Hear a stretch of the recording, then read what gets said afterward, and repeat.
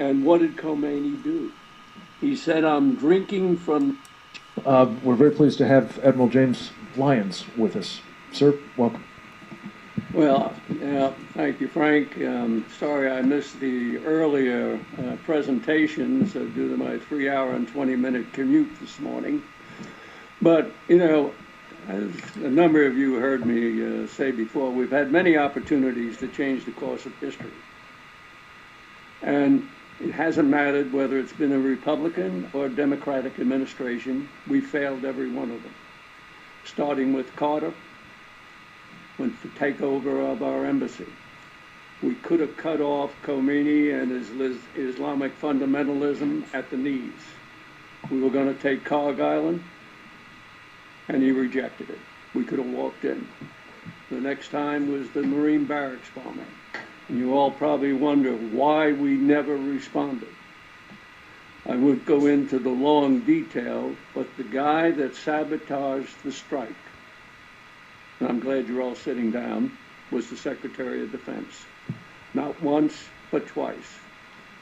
Reagan approved the French wanted to do a combined strike, and Reagan approved it, and Weinberger wouldn't issue the order. I have personally talked to George Shultz and Bud McFarlane. They told me they pleaded with him, and he wouldn't do it. You have to say, who the hell got to him, or what got to him? I've never been able to get an answer on that. In the Gulf Tanker War in '87, we were going to bring down the Khomeini regime, you know, and the guy that sabotaged, I had briefed Weinberger at my headquarters at Pearl Harbor that summer, and this was going to be in August of '87. And the one who undercut us the most was our own chairman of the Joint Chiefs of Staff, Crow, at the time. You know, if you go forward and you look at, you know, we shot down by accident that Iranian civilian airliner a few months later. And what did Khomeini do? He said, I'm drinking from the chalice of poison.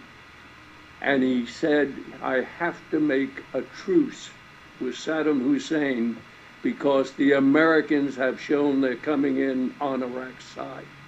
Well, think of what the hell we could have done had we executed the strike we wanted to do in August of '87. You know, we all say we have to identify the threat.